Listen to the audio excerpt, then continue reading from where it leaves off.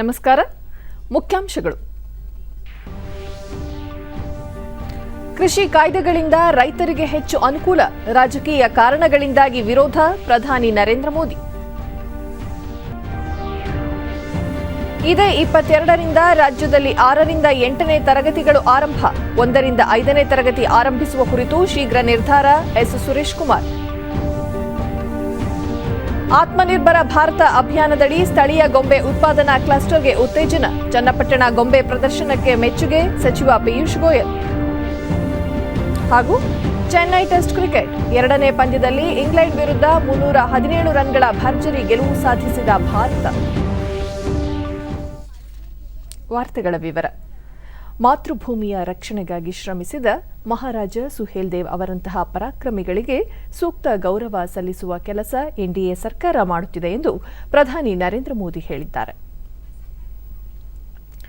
ಉತ್ತರ ಪ್ರದೇಶದ ಚಿತ್ತೌರ್ ಸರೋವರದ ಬಳಿ ಮಹಾರಾಜ ಸುಹೇಲ್ ದೇವ್ ಸ್ಮಾರಕ ನಿರ್ಮಾಣಕ್ಕೆ ವಿಡಿಯೋ ಕಾನ್ಫರೆನ್ಸ್ ಮೂಲಕ ಶಿಲಾನ್ಯಾಸ ಹಾಗೂ ಮಹಾರಾಜ ಸುಹೇಲ್ ದೇವ್ ವೈದ್ಯಕೀಯ ಕಾಲೇಜು ಉದ್ಘಾಟಿಸಿ ಮಾತನಾಡಿದ ಅವರು, ದೇಶದ ಇತಿಹಾಸ ರಚಿಸುವಾಗ ಮಹಾರಾಜ ಸುಹೇಲ್ ದೇವ್, ನೇತಾಜಿ ಸುಭಾಷ್ ಚಂದ್ರ ಬೋಸ್, ಸರ್ದಾರ್ ವಲ್ಲಭಭಾಯಿ ಪಟೇಲ್ ಮೊದಲಾದವರನ್ನು ಕಡೆಗಣಿಸಲಾಗಿದೆ. ಅಂಬೇಡ್ಕರ್ ಅವರನ್ನು ಸಹ ಕೇವಲ ರಾಜಕೀಯ ಕಣ್ಣಿನಿಂದ ಚಿತ್ರಿಸಲಾಗಿದ್ದು, ಎನ್ಡಿಎ ಸರ್ಕಾರ ಈ ಎಲ್ಲ ತಪ್ಪುಗಳನ್ನು ಸರಿಪಡಿಸಲು ಮುಂದಾಗಿದೆ ಎಂದರು. ಮಹಾರಾಜ ಸುಹೇಲ್ ದೇವ್ ಪರಾಕ್ರಮಶಾಲಿ ಮಾತ್ರವಲ್ಲದೆ ಸಂವೇದನಾಶೀಲ ವ್ಯಕ್ತಿತ್ವ ಹೊಂದಿದ್ದರು. ಶಿಕ್ಷಣ ಕ್ಷೇತ್ರ ಸೇರಿದಂತೆ ದೇಶದ ಪ್ರಗತಿಗೆ ಶ್ರಮಿಸಿದ್ದರು. 1000 ವರ್ಷಗಳ ಹಿಂದೆಯೇ ವಿದೇಶಿ ಆಕ್ರಮಣಕಾರರನ್ನು ಹಿಮ್ಮೆಟ್ಟಿಸಿದ್ದರು. ಈ ಎಲ್ಲ ವಿಚಾರಗಳು ಮುಂದಿನ ಪೀಳಿಗೆಗೆ ಹೊಸ ಇತಿಹಾಸದ ಮೂಲಕ ತಲುಪಬೇಕಿದೆ ಎಂದು ಹೇಳಿದರು. ಎಲ್ಲೆಡೆ ಹೊಸತನವನ್ನು ಸೃಷ್ಟಿಸುವ ವಸಂತ ಋತು ಕೋವಿಡ್ ಸಾಂಕ್ರಾಮಿಕ ರೋಗವನ್ನು ದೂರಗೊಳಿಸಿ ನವ ಚೈತನ್ಯವನ್ನು ನೀಡಲಿದೆ ಎಂಬ ವಿಶ್ವಾಸವನ್ನು ಪ್ರಧಾನಿ ಮೋದಿ ವ್ಯಕ್ತಪಡಿಸಿದರು. संस्कृति से जुड़े जितने भी स्मारकों का निर्माण किया जा रहा है, उनका बहुत बड़ा लक्ष्य पर्यटन को बढ़ावा देने का भी है. उत्तर प्रदेश तो पर्यटन और तीर्थाटन दोनों के मामले में समृद्ध भी है और इसकी क्षमताएं भी अपार है. रामायण सर्किट, आध्यात्मिक सर्किट, बौद्ध सर्किट, ऐसे अनगिनत सर्किट इसका विकास किया जा रहा है. 2014 तक 14 मेडिकल कॉलेज थे जो आज बढ़कर 24 हो चुके हैं. साथ ही गोरखपुर और बरेली में एम्स का भी काम चल रहा है. इनके अलावा 22 नए ಮೆಡಿಕಲ್ ಕಾಲೇಜ್. ನೂತನ ಕೃಷಿ ಕಾಯ್ದೆ ಬಗ್ಗೆ ಪ್ರಸ್ತಾಪಿಸಿದ ಪ್ರಧಾನಿ, ಈ ಕಾಯ್ದೆಗಳಿಂದ ಸಣ್ಣ ರೈತರಿಗೆ ಹೆಚ್ಚು ಲಾಭವಾಗಲಿದೆ. ಈ ಹಿಂದೆ ರಾಜಕೀಯ ಲಾಭಗಳಿಗಾಗಿ ವಿದೇಶಿ ಕಂಪನಿಗಳನ್ನು ದೇಶಕ್ಕೆ ಬರಮಾಡಿಕೊಳ್ಳಲು ಕಾನೂನು ರೂಪಿಸಲಾಗಿತ್ತು. ಇಂದು ಆ ಕಂಪನಿಗಳು ದೇಶೀಯ ಕಂಪನಿಗಳ ಹೆಸರಿನಲ್ಲಿ ರೈತರನ್ನು ಹೆದರಿಸುತ್ತಿವೆ. ಆದರೆ ನೂತನ ಕಾಯ್ದೆಗಳು ರೈತರನ್ನು ಬಲಪಡಿಸಲಿವೆ ಎಂದು ಹೇಳಿದರು. ಬಹರೈಚ್ನಲ್ಲಿ ನಡೆದ ಕಾರ್ಯಕ್ರಮದಲ್ಲಿ ಉತ್ತರ ಪ್ರದೇಶ ಮುಖ್ಯಮಂತ್ರಿ ಯೋಗಿ ಆದಿತ್ಯನಾಥ್, ರಾಜ್ಯಪಾಲರಾದ ಆನಂದಿಬೆನ್ ಪಟೇಲ್ ಸೇರಿದಂತೆ ಹಲವು ಗಣ್ಯರು ಪಾಲ್ಗೊಂಡಿದ್ದರು. ये पूरे देश ने देखा है कि जिन्होंने देश के कृषि बाजार में विदेशी कंपनियों को बुलाने के लिए कानून बनाया, वो आज देसी कंपनियों के नाम पर किसानों को डरा रहे हैं. राजनीति के लिए झूठ और अपप्रचार की ये पोल अब स्वयं किसान खोल रहे हैं. नए कानूनों के लागू होने के बावजूद यूपी में इस बार पिछले साल की तुलना में 2 गुने किसानों का धान खरीदा गया. ಕೇಂದ್ರದ 2021-22ನೇ ಸಾಲಿನ ಆಯವ್ಯಯವನ್ನು ಪರಿಣಾಮಕಾರಿಯಾಗಿ ಅನುಷ್ಠಾನಗೊಳಿಸುವ ಕುರಿತ ಮಾರ್ಗನಕ್ಷೆ ಸಿದ್ಧಪಡಿಸುವ ಸಂಬಂಧ ಮೂಲಸೌಕರ್ಯ ವಲಯದೊಂದಿಗೆ ಪ್ರಧಾನಿ ನರೇಂದ್ರ ಮೋದಿ ಇಂದು ವೆಬಿನಾರ್ ಮೂಲಕ ಸಂವಾದ ನಡೆಸಲಿದ್ದಾರೆ. ಪ್ರಮುಖ ಹಣಕಾಸು ಸಂಸ್ಥೆಗಳು, ಗುತ್ತಿಗೆದಾರರು ಮತ್ತಿತರ ಪಾಲುದಾರರ ಅಭಿಪ್ರಾಯ ಸಂಗ್ರಹಿಸಲಿದ್ದಾರೆ. ದೇಶದಲ್ಲಿ ಗುಣಮಟ್ಟದ ಮೂಲಸೌಕರ್ಯ ಕಲ್ಪಿಸುವ, ಕಾಮಗಾರಿಗಳಿಗೆ ವೇಗ ನೀಡುವ ಅತ್ಯಾಧುನಿಕ ತಂತ್ರಜ್ಞಾನ ಬಳಕೆ, ಹೂಡಿಕೆಯನ್ನು ಹೆಚ್ಚು ಆಕರ್ಷಿಸುವ ಕುರಿತಂತೆ ಸಭೆಯಲ್ಲಿ ಪಾಲ್ಗೊಳ್ಳುವ ತಜ್ಞರು ತಮ್ಮ ಅಭಿಪ್ರಾಯ ಹಂಚಿಕೊಳ್ಳಲಿದ್ದಾರೆ. ದೇಶಾದ್ಯಂತ ತಜ್ಞರು ಹಾಗೂ ಹಿರಿಯ ಅಧಿಕಾರಿಗಳ ಜೊತೆ ಸಚಿವರ ಗುಂಪು ಈಗಾಗಲೇ ಬಜೆಟ್ ಅನುಷ್ಠಾನದ ವಿಧಾನ ಕುರಿತು ಸಮಾಲೋಚನಾ ಪ್ರಕ್ರಿಯೆಯಲ್ಲಿ ತೊಡಗಿದೆ. ಸರ್ಕಾರದ ಹಂತದಲ್ಲಿ ನಡೆಯುತ್ತಿರುವ ಸಮಾಲೋಚನೆ ಮೂಲಕ ಬಜೆಟ್ ಅನುಷ್ಠಾನದ ಕಾರ್ಯತಂತ್ರ ರೂಪಿಸಲಾಗುತ್ತಿದೆ. ರಾಜ್ಯದ ಹಲವು ಭಾಗಗಳಲ್ಲಿ ಈ ತಿಂಗಳ 22ರಿಂದ 6ರಿಂದ 8ನೇ ತರಗತಿಯವರೆಗೆ ಶಾಲೆಗಳನ್ನು ಆರಂಭಿಸಲು ನಿರ್ಧರಿಸಲಾಗಿದೆ ಎಂದು ಪ್ರಾಥಮಿಕ ಮತ್ತು ಪ್ರೌಢ ಶಿಕ್ಷಣ ಸಚಿವ ಎಸ್ ಸುರೇಶ್ ಕುಮಾರ್ ಹೇಳಿದ್ದಾರೆ. ಬೆಂಗಳೂರಿನಲ್ಲಿಂದು ಆರೋಗ್ಯ ಇಲಾಖೆಯ ಜೊತೆ ಉನ್ನತ ಮಟ್ಟದ ಸಭೆ ನಡೆಸಿದ ನಂತರ ಈ ವಿಷಯ ತಿಳಿಸಿದ ಅವರು, ಬೆಂಗಳೂರು ನಗರ ಹಾಗೂ ಕೇರಳ ಗಡಿ ಭಾಗಗಳಲ್ಲಿ 6 ಮತ್ತು 7ನೇ ತರಗತಿಗಳನ್ನು ಆರಂಭಿಸುತ್ತಿಲ್ಲ. 8ನೇ ತರಗತಿಗಳು ಪ್ರಾರಂಭವಾಗಲಿವೆ. ಬೆಂಗಳೂರು ಮತ್ತು ಕೇರಳ ಗಡಿ ಭಾಗದಲ್ಲಿ ಕೊರೋನಾ ಸೋಂಕಿನ 2ನೇ ಅಲೆ ಇರುವ ಕುರಿತು ಅವಲೋಕನ ನಡೆಯುತ್ತಿದ್ದು, ಈ ತಿಂಗಳ 24 ಹಾಗೂ 25ರಂದು ಸಭೆ ನಡೆಸಿ ಸೂಕ್ತ ತೀರ್ಮಾನ ಕೈಗೊಳ್ಳಲಾಗುವುದು. 1ರಿಂದ 5ನೇ ತರಗತಿಗಳನ್ನು ಆರಂಭಿಸುವ ಬಗ್ಗೆಯೂ ಇದೇ ಸಂದರ್ಭದಲ್ಲಿ ಸೂಕ್ತ ನಿರ್ಧಾರಕ್ಕೆ ಬರಲಾಗುವುದು. ಹಲವು ರಾಜ್ಯಗಳಲ್ಲಿ ಈಗಾಗಲೇ ಶಾಲೆಗಳನ್ನು ಆರಂಭಿಸಿದ್ದು, ರಾಜ್ಯದಲ್ಲೂ ಭೌತಿಕ ತರಗತಿಗಳನ್ನು ನಡೆಸಲು ಆದ್ಯತೆ ನೀಡಲಾಗುತ್ತಿದೆ ಎಂದರು.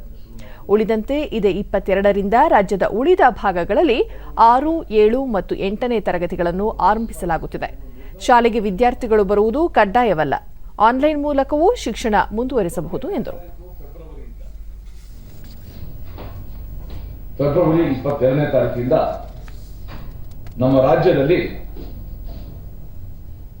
ಏನು 9, 10 ಶುರುವಾಗಿತ್ತು ಅದನ್ನು ಇನ್ನಷ್ಟು ವಿಸ್ತರಿಸಿ 6, 7, 8 ಈ ತರಗತಿಗಳು ಕೂಡ ಪೂರ್ಣ ಪ್ರಮಾಣದಲ್ಲಿ ಪ್ರಾರಂಭ ಆಗುತ್ತೆ. 6th, 7th, 8th ಈಗಾಗಲೇ 9th, 10th ಇದೆ, 11th, 12th ಇದೆ.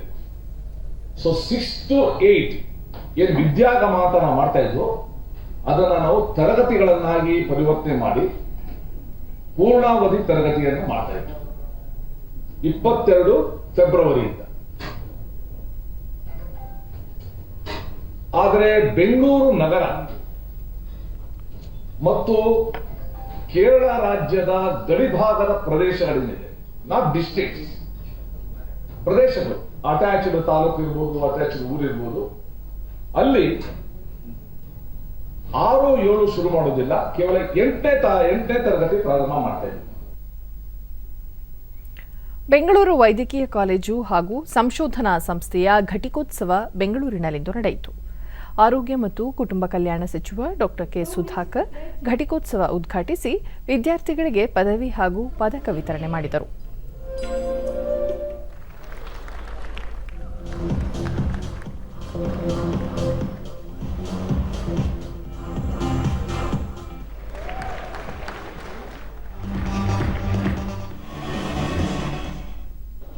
ಬಳಿಕ ಅವರು ಕೊರೋನಾ ಸಂಕಷ್ಟದ ಸಮಯದಲ್ಲಿ ವೈದ್ಯಕೀಯ ಸಿಬ್ಬಂದಿ ಹಾಗೂ ಆರೋಗ್ಯ ಕಾರ್ಯಕರ್ತರ ಸೇವೆ ಮಹತ್ವವಾದದ್ದು ಎಂದು ಗುಣಗಾನ ಮಾಡಿ ಪದವಿ ಪಡೆದ ವಿದ್ಯಾರ್ಥಿಗಳನ್ನು ಅಭಿನಂದಿಸಿದರು. ಲಿಂಗಾನುಪಾತದಲ್ಲಿ ಮಹಿಳೆ ಮತ್ತು ಪುರುಷರು ಸಮಾನವಾಗಿದ್ದರೂ ಸಾಧನೆಯಲ್ಲಿ ಮಹಿಳೆಯರು ಮುಂದಿರುವುದು ಸಂತಸದ ಸಂಗತಿಯಾಗಿದೆ. ಬೆಂಗಳೂರು ವೈದ್ಯಕೀಯ ಕಾಲೇಜು 65 ವರ್ಷಗಳ ಇತಿಹಾಸ ಹೊಂದಿದ್ದು, ವೈದ್ಯಕೀಯ ಲೋಕಕ್ಕೆ ಅಪಾರ ಕೊಡುಗೆ ನೀಡಿದೆ ಎಂದರು. ಸರ್ಕಾರ ವೈದ್ಯಕೀಯ ಕಾಲೇಜುಗಳ ಮೂಲಸೌಕರ್ಯ ಅಭಿವೃದ್ಧಿಗೆ ಹಲವು ಕ್ರಮಗಳನ್ನು ಕೈಗೊಳ್ಳಲಾಗಿದೆ ಎಂದು ತಿಳಿಸಿದರು. First one would be 10th standard, second would be at second PUC, and third is your graduation. Of course, after getting the graduate degree, the education is not complete. As our beloved Honorable Prime Minister says, now from the protected environment of the classrooms, you are getting on to you are exposed yourself to the external world. Education is a continuous process, we all know that. Innovation is the order of the life. So the budding doctors, especially the house surgeons, graduates and the postgraduates, I acknowledge from the bottom of my heart for the tireless work that you did throughout the COVID journey. ಉಪನ್ಯಾಸಕ doctor ಶ್ರೀಕಂಠ ಪದವಿ ಪಡೆದ ವಿದ್ಯಾರ್ಥಿಗಳಿಗೆ ಮಾರ್ಗಸೂಚಿಯನ್ನು ನೀಡಿ ವೈದ್ಯಕೀಯ ಜಗತ್ತಿನ ಕುರಿತು ವಿವರಿಸಿದರು. When I care for a patient with cerebellar disorder, our physiologist par excellence, Professor C. Narayan Shetty, who also taught us clinical medicine, wakes me with the teachings of dendrothalamo-rubrocortical tract, servocontroller, and dysdiadochokinesis, even before we enter the second year. When coordinating a seminar on asymptomatic hyperuricemia and discussing with students on the mechanism of allopurinol even just a week ago, Professor Gangadhar refreshes me on the purine. ಕೇಂದ್ರ ಗೃಹ ಸಚಿವಾಲಯ ಹಾಗೂ ರಾಜ್ಯ ಸರ್ಕಾರಗಳ COVID-19 ನಿಯಂತ್ರಣ ಮಾರ್ಗಸೂಚಿಯಂತೆ ದೇಶಾದ್ಯಂತ ಕೇಂದ್ರೀಯ ವಿದ್ಯಾಲಯಗಳಲ್ಲಿ ಭೌತಿಕ ತರಗತಿಗಳನ್ನು ನಡೆಸಲು ತೀರ್ಮಾನಿಸಲಾಗಿದೆ. ಕೇಂದ್ರೀಯ ವಿದ್ಯಾಲಯಗಳಲ್ಲಿ ಕಳೆದ ಅಕ್ಟೋಬರ್ನಿಂದಲೇ ಹಂತ ಹಂತವಾಗಿ ತರಗತಿಗಳನ್ನು ಆರಂಭಿಸುವ ಪ್ರಕ್ರಿಯೆಗೆ ಚಾಲನೆ ನೀಡಲಾಗಿತ್ತು. ಇದೀಗ 9ನೇ ತರಗತಿಯ 42%, 10ನೇ ತರಗತಿಯ 65%, 11ನೇ ತರಗತಿಯ 48% ಮತ್ತು 12ನೇ ತರಗತಿಯ ಹಾಜರಾತಿ 67%. ದಿನದಿಂದ ದಿನಕ್ಕೆ ಹಾಜರಾತಿ ಪ್ರಮಾಣ ಹೆಚ್ಚಾಗುತ್ತಿದೆ. ಈಗಾಗಲೇ ಕೆಲವು ಕೇಂದ್ರೀಯ ವಿದ್ಯಾಲಯಗಳಲ್ಲಿ 1ರಿಂದ 8ನೇ ತರಗತಿಯವರೆಗೆ ತರಗತಿಗಳನ್ನು ನಡೆಸುತ್ತಿದ್ದು, ಇದೀಗ ಆಫ್ಲೈನ್ ತರಗತಿಗಳನ್ನು ನಡೆಸುವ ಕುರಿತು ವ್ಯಾಪಕ ಸಿದ್ಧತೆಗಳನ್ನು ಕೈಗೊಳ್ಳಲಾಗಿದೆ. ತರಗತಿಗಳನ್ನು ನಡೆಸುವ ಕುರಿತಂತೆ ಸೂಕ್ತ ಸಮಯ ನಿಗದಿಪಡಿಸಿ ಅಗತ್ಯ ರಕ್ಷಣಾ ಕ್ರಮಗಳನ್ನು ಕೈಗೊಳ್ಳುವಂತೆ ಸೂಚಿಸಲಾಗಿದೆ. ಶಾಲೆಗಳಿಗೆ ಹಾಜರಾಗಲು ಬಯಸದ ವಿದ್ಯಾರ್ಥಿಗಳಿಗೆ ಆನ್ಲೈನ್ ತರಗತಿ ಸೌಲಭ್ಯವನ್ನು ಮುಂದುವರೆಸುವಂತೆ ಸೂಚಿಸಲಾಗಿದೆ. ಶಿವಮೊಗ್ಗದ ಹೊರವಲಯದ ಸೋಗಾನಿಯಲ್ಲಿ 384 ಕೋಟಿ ರೂಪಾಯಿ ವೆಚ್ಚದಲ್ಲಿ ನಿರ್ಮಾಣವಾಗುತ್ತಿರುವ ವಿಮಾನ ನಿಲ್ದಾಣ ಕಾಮಗಾರಿಯನ್ನು ಮುಖ್ಯಮಂತ್ರಿ ಬಿಎಸ್ ಯಡಿಯೂರಪ್ಪ ಇಂದು ಪರಿಶೀಲಿಸಿದರು. ಕಾಮಗಾರಿಯನ್ನು ತ್ವರಿತಗತಿಯಲ್ಲಿ ಪೂರ್ಣಗೊಳಿಸುವಂತೆ ಅವರು ಈ ಸಂದರ್ಭದಲ್ಲಿ ಅಧಿಕಾರಿಗಳಿಗೆ ಸೂಚಿಸಿದರು.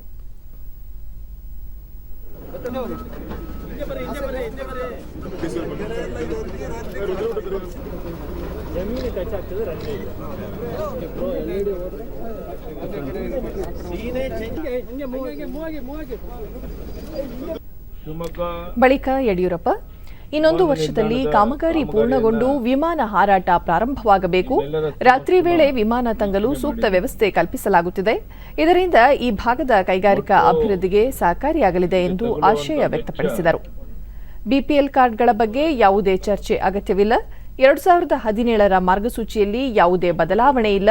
ಕಾನೂನು ಬಾಹಿರವಾಗಿ ಅನರ್ಹರು ಬಿಪಿಎಲ್ ಕಾರ್ಡ್ ಪಡೆದಿರುವವರು ಕೂಡಲೇ ಹಿಂತಿರುಗಿಸಬೇಕು. ಇಲ್ಲವಾದಲ್ಲಿ ಅವರಿಂದ ಹಿಂಬಾಕಿ ವಸೂಲಿ ಮಾಡುವುದಲ್ಲದೆ ಕಾನೂನು ಕ್ರಮವನ್ನೂ ಸಹ ಕೈಗೊಳ್ಳಲಾಗುವುದು ಎಂದು ಯಡಿಯೂರಪ್ಪ ಸ್ಪಷ್ಟಪಡಿಸಿದರು. ಶಿವಮೊಗ್ಗ ನಗರದಲ್ಲಿ ಎಫ್ಎಂ ರೇಡಿಯೋ ಕೇಂದ್ರ ಆರಂಭಿಸಲು ಕ್ರಮ ತೆಗೆದುಕೊಳ್ಳಲಾಗುತ್ತಿದೆ. ಸರ್ಕಾರದ ಹಂತದಲ್ಲಿರುವ ಸಮಸ್ಯೆಗಳನ್ನು ಕಾನೂನಿನ ಚೌಕಟ್ಟಿನಲ್ಲಿ ಬಗೆಹರಿಸಲಾಗುವುದು ಎಂದು ಮುಖ್ಯಮಂತ್ರಿ ಹೇಳಿದರು.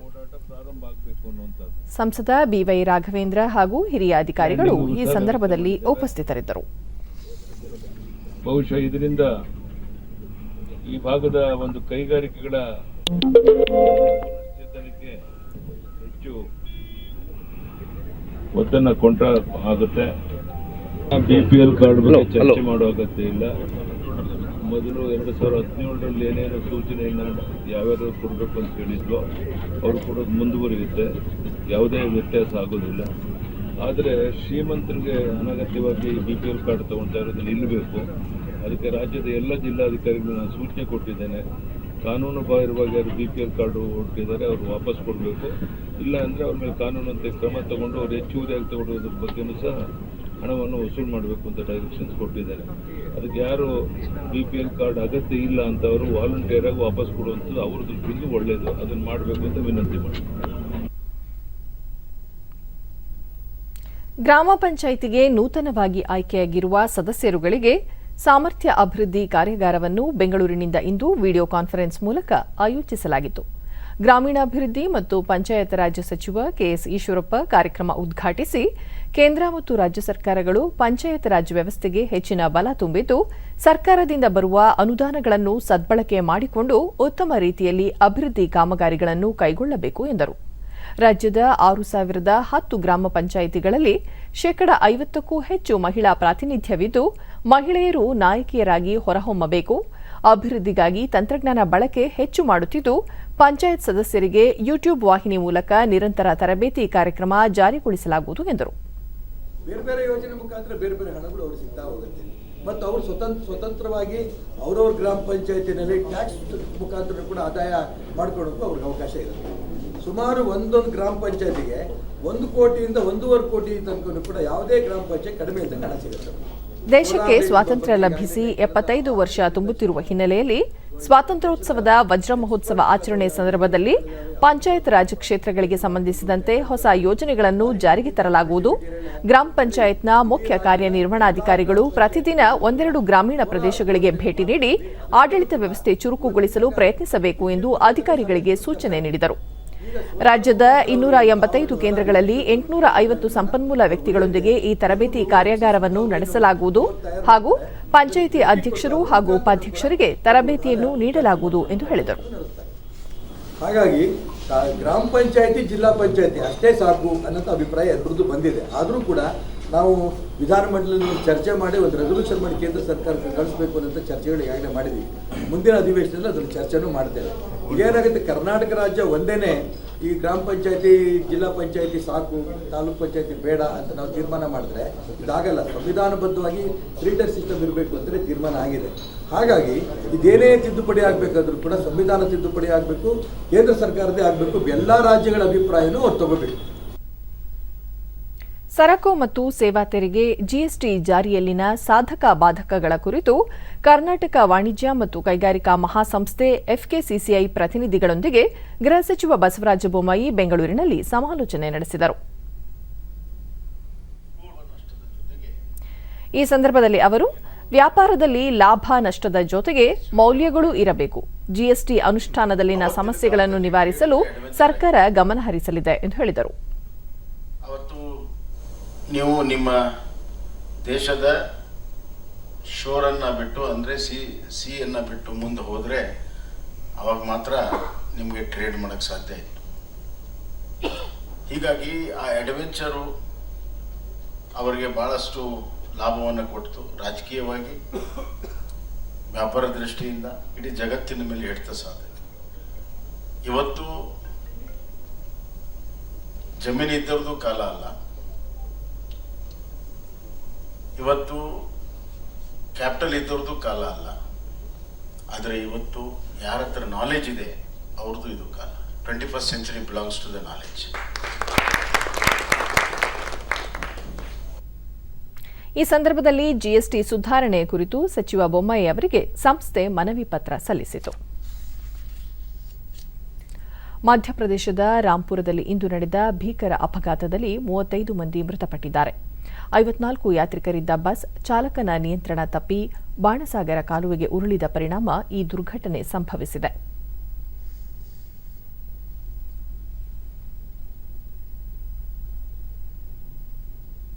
ಬೆಳಗ್ಗೆ 8 ಗಂಟೆಯ ಸಮಯದಲ್ಲಿ ಈ ಅಪಘಾತ ನಡೆದಿದ್ದು, ಮುಖ್ಯಮಂತ್ರಿ ಶಿವರಾಜ್ ಸಿಂಗ್ ಚೌಹಾಣ್ ತೀವ್ರ ಆಘಾತ ಮತ್ತು ದುಃಖ ವ್ಯಕ್ತಪಡಿಸಿದ್ದಾರೆ ಹಾಗೂ ತಾವು ಪಾಲ್ಗೊಂಡಿದ್ದ ಕಾರ್ಯಕ್ರಮವನ್ನು ಸ್ಥಗಿತಗೊಳಿಸಿದ್ದಾರೆ. तत्काल बांध से पानी बंद करवाया, राहत और बचाव दलों को रवाना किया, कलेक्टर, एसपी, एसडीआरएफ की टीम वहाँ है, हाइड्रा, क्रेन, सारे संसाधन पहुंचे हैं और हमारी भरसक कोशिश ये है कि हम अपने भाई बहनों को बचा पाएं। लेकिन ऐसी परिस्थिति में मेरा भी पूरा दिमाग, शरीर, मन, बुद्धि और आत्मा उन्हीं यात्रियों में लगी हुई है, इसलिए आज कार्यक्रम करना उचित नहीं होगा. ಸಿದ್ದಿಯಿಂದ ಸತನಾ ಎಂಬ ಸ್ಥಳಕ್ಕೆ ತೆರಳುತ್ತಿದ್ದ ಬಸ್ ಕಾಲುವೆಗೆ ಉರುಳಿ ಸಂಪೂರ್ಣ ಮುಳುಗಿದ್ದ ಕಾರಣ ಅಪಘಾತ ನಡೆದ ವಿಷಯ ಕೊಂಚ ತಡವಾಗಿ ತಿಳಿದು ಬಂದಿದೆ. ರಕ್ಷಣಾ ಕಾರ್ಯ ಪ್ರಗತಿಯಲ್ಲಿದ್ದು 35 ಶವಗಳನ್ನು ಹೊರತೆಗೆಯಲಾಗಿದೆ. ಮೃತರ ಕುಟುಂಬಗಳಿಗೆ ರಾಜ್ಯ ಸರ್ಕಾರ ತಲಾ 5 ಲಕ್ಷ ರೂಪಾಯಿ ಪರಿಹಾರ ಘೋಷಿಸಿದೆ.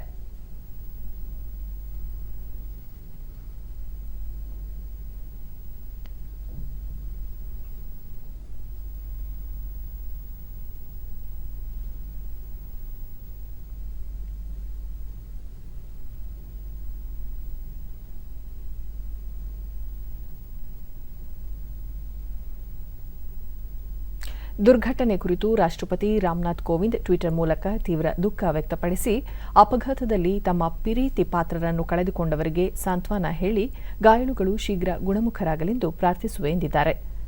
ಪ್ರಧಾನಿ ನರೇಂದ್ರ ಮೋದಿ ಸಂತಾಪ ಸೂಚಿಸಿದ್ದು, ರಾಜ್ಯ ಸರ್ಕಾರ ಸೂಕ್ತ ರಕ್ಷಣಾ ಕಾರ್ಯ ಕೈಗೊಂಡಿದೆ.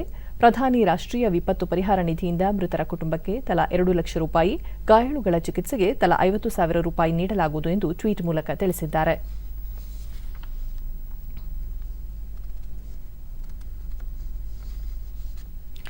ಬಿಹಾರ ಹಾಗೂ ಜಾರ್ಖಂಡ್ನ ನಿವೃತ್ತ ರಾಜ್ಯಪಾಲ ಹಾಗೂ ಪಂಜಾಬ್ ಮತ್ತು ಹರಿಯಾಣ ಹೈಕೋರ್ಟ್ನ ವಿಶ್ರಾಂತ ಮುಖ್ಯ ನ್ಯಾಯಮೂರ್ತಿ ಮಂದಗದ್ದೆ ರಾಮಾ ಜೋಯಿಸ್ ಬೆಂಗಳೂರಿನಲ್ಲಿಂದು ನಿಧನ ಹೊಂದಿದರು.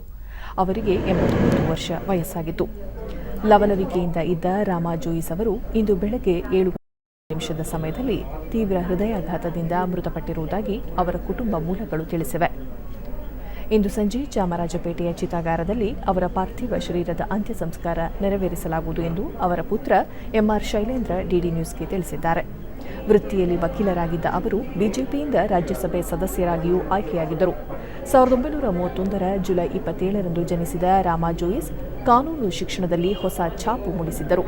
ಹಲವಾರು ಕಾನೂನು ಪುಸ್ತಕಗಳನ್ನು ರಚಿಸಿದ್ದ ಅವರು ತುರ್ತು ಪರಿಸ್ಥಿತಿ ಸಂದರ್ಭದಲ್ಲಿ ಬೆಂಗಳೂರಿನ ಸೆಂಟ್ರಲ್ ಜೈಲಿನಲ್ಲಿ ಬಿಜೆಪಿ ಹಿರಿಯ ಮುಖಂಡರಾದ ಅಟಲ್ ಬಿಹಾರಿ ವಾಜಪೇಯಿ, ಎಲ್ಕೆ ಅಡ್ವಾಣಿ ಮತ್ತಿತರರೊಂದಿಗೆ ಸೆರೆವಾಸ ಅನುಭವಿಸಿದ್ದರು. ಅವರ ನಿಧನಕ್ಕೆ ಹಲವಾರು ಗಣ್ಯರು ಶೋಕ ವ್ಯಕ್ತಪಡಿಸಿದ್ದಾರೆ.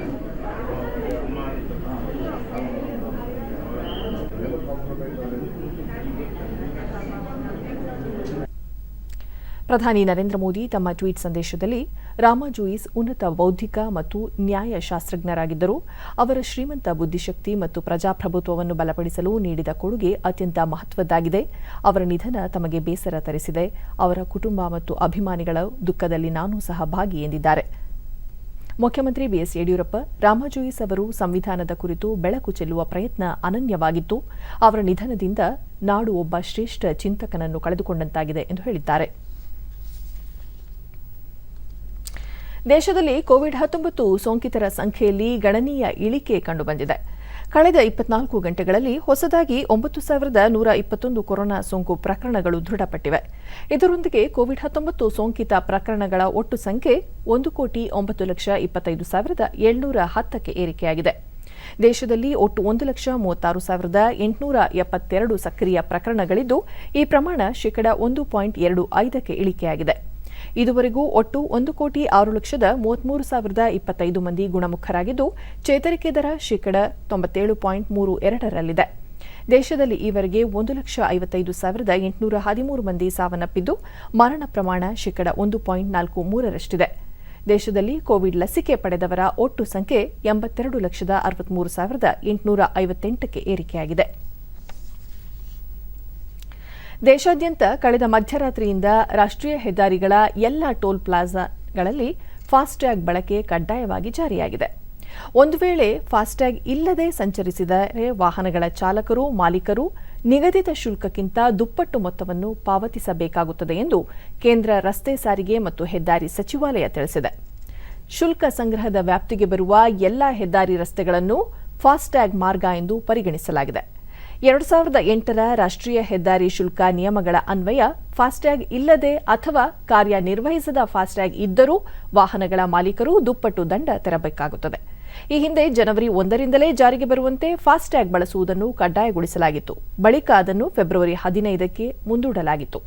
ಫಾಸ್ಟ್ಯಾಗ್ ಅಳವಡಿಕೆಯಿಂದ ಪಾರದರ್ಶಕತೆ ತರುವ ಜೊತೆಗೆ ರಾಷ್ಟ್ರೀಯ ಟೋಲ್ಗಳಲ್ಲಿ ಕಾಯುವಿಕೆಯ ಸಮಯ ಮತ್ತು ಇಂಧನ ಬಳಕೆ ತಗ್ಗಿಸಲು ನೆರವಾಗಲಿದೆ ಹಾಗೂ ಡಿಜಿಟಲ್ ಮಾಧ್ಯಮಕ್ಕೂ ಇದರಿಂದ ಉತ್ತೇಜನ ದೊರೆಯಲಿದೆ.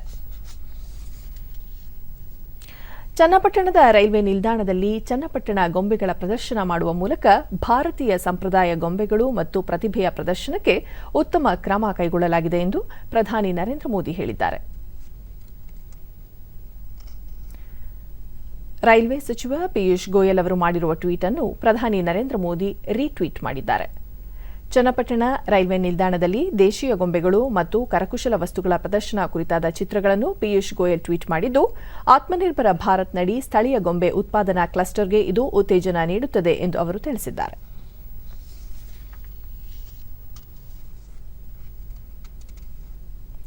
ಇಂದು ದೆಹಲಿ ಪೊಲೀಸ್ ವ್ಯವಸ್ಥೆಯ 74ನೇ ಸಂಸ್ಥಾಪನಾ ದಿನ. ದೇಶದ ಕಾನೂನು ಸುವ್ಯವಸ್ಥೆ ರಕ್ಷಣೆಯಲ್ಲಿ ದೆಹಲಿ ಪೊಲೀಸರ ಪಾತ್ರ ಅತ್ಯಂತ ಮಹತ್ವದ್ದಾಗಿದೆ. ಈ ಹಿನ್ನೆಲೆಯಲ್ಲಿ ಇಂದು ದೆಹಲಿ ಪೊಲೀಸರ ಸಾಮರ್ಥ್ಯ ಪ್ರದರ್ಶನ, ಆಕರ್ಷಕ ಪರೇಡ್ ಆಯೋಜಿಸಲಾಗಿತ್ತು. ಕೇಂದ್ರ ಗೃಹ ವ್ಯವಹಾರಗಳ ರಾಜ್ಯ ಸಚಿವ ಕಿಶನ್ ರೆಡ್ಡಿ ಸಮಾರಂಭದಲ್ಲಿ ಪಾಲ್ಗೊಂಡು ಗೌರವ ರಕ್ಷೆ ಸ್ವೀಕರಿಸಿದರು.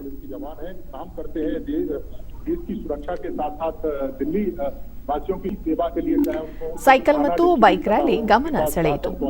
ಕೊರೋನಾ ಸಂಕಷ್ಟ ಸಮಯದಲ್ಲಿ ದೆಹಲಿ ಪೊಲೀಸರು ಅತ್ಯಂತ ಮಹತ್ವದ ಪಾತ್ರ ನಿಭಾಯಿಸಿದರು. जो लोग हैं दिल्ली वासियों के बीच में गई और उसके बाद पूरे इंडिया में इस तरह की जो पहल है वो सुरक्षित के साथ साथ दिल्ली वासियों की सेवा में लगी है। और आपने देखा होगा कि पिछली बार एक महिला पुलिस मंत्री अमित शाह जी ने भी उसकी सराहना की थी और उनको आउट ऑफ टर्न प्रमोशन दिया गया था। ये पहली बार ऐसा हुआ था। तो लगातार Delhi police law and order का मेंटेन करना हो। ಪೊಲೀಸರನ್ನುದ್ದೇಶಿಸಿ ಮಾತನಾಡಿದ ಕಿಶನ್ ರೆಡ್ಡಿ, ಮುಂಬರುವ ವರ್ಷ ದೇಶ ಹಾಗೂ ದೆಹಲಿ ಪೊಲೀಸ್ನ ವಜ್ರ ಮಹೋತ್ಸವ ಆಯೋಜಿಸಲಾಗುವುದು. ಈ ಬಾರಿ ದೆಹಲಿ ಪೊಲೀಸ್ ಸಂಸ್ಥಾಪನಾ ದಿನದ ಕಾರ್ಯಕ್ರಮದಲ್ಲಿ ಮಹಿಳಾ ಸಂಗೀತ ವಾದ್ಯ ತಂಡ ಪಾಲ್ಗೊಂಡಿರುವುದು ವಿಶೇಷ ಎಂದು ತಿಳಿಸಿದರು.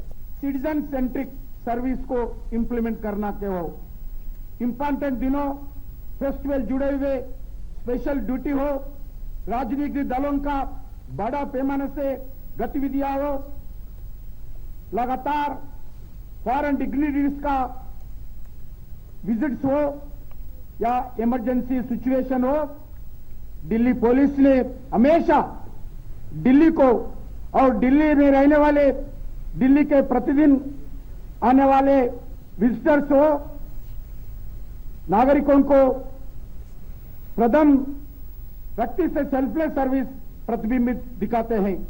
इसके लिए दिल्ली के हर नागरिक और से मैं दिल्ली पुलिस को दिल से सैल्यूट करना चाहता हूं. ದೆಹಲಿ ಪೊಲೀಸ್ ಸಂಸ್ಥಾಪನಾ ದಿನದ ಹಿನ್ನೆಲೆಯಲ್ಲಿ ಉಪರಾಷ್ಟ್ರಪತಿ ಎಂ ವೆಂಕಯ್ಯನಾಯ್ಡು ಟ್ವೀಟ್ ಮಾಡಿ, ಕಾನೂನು ಸುವ್ಯವಸ್ಥೆ ಕಾಪಾಡುವಲ್ಲಿ ದೆಹಲಿ ಪೊಲೀಸರು ಸದಾ ಮುಂಚೂಣಿಯಲ್ಲಿರುತ್ತಾರೆ. ನಾಗರಿಕರ ಸುರಕ್ಷತೆ, ಭದ್ರತೆಗೆ ಅವರ ಕೊಡುಗೆ ಅನನ್ಯ. ಅವರ ಅಸಾಧಾರಣ ಸೇವೆಗೆ ಅಭಿನಂದನೆ ಎಂದು ತಿಳಿಸಿದ್ದಾರೆ.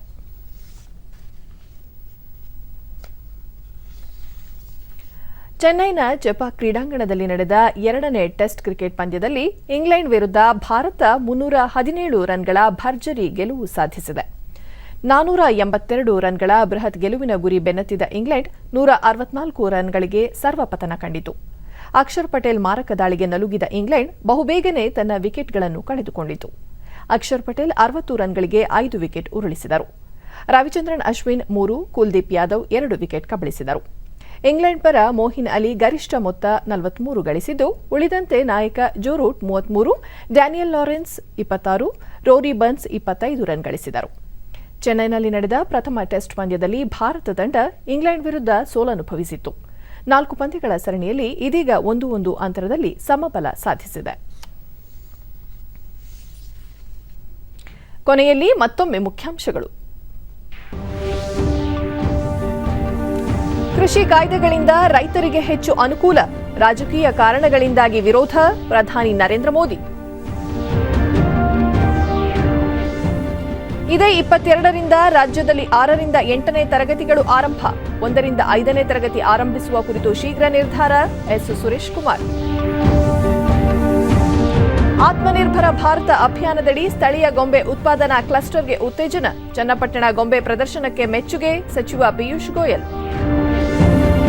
ಹಾಗೂ ಚೆನ್ನೈ ಟೆಸ್ಟ್ ಕ್ರಿಕೆಟ್ 2ನೇ ಪಂದ್ಯದಲ್ಲಿ ಇಂಗ್ಲೆಂಡ್ ವಿರುದ್ಧ 317 ರನ್ಗಳ ಭರ್ಜರಿ ಗೆಲುವು ಸಾಧಿಸಿದ ಭಾರತ. ನಮ್ಮ ವಾರ್ತಾ ಪ್ರಸಾರವನ್ನು ನೀವು ಡಿಡಿ ಚಂದನ ನ್ಯೂಸ್ ಯೂಟ್ಯೂಬ್ ಚಾನೆಲ್ನಲ್ಲೂ ವೀಕ್ಷಿಸಬಹುದು. ನಮ್ಮ ಮುಂದಿನ ವಾರ್ತಾ ಪ್ರಸಾರ ಸಂಜೆ 7 ಗಂಟೆಗೆ ಡಿಡಿ ಚಂದನದಲ್ಲಿ. ನಮಸ್ಕಾರ.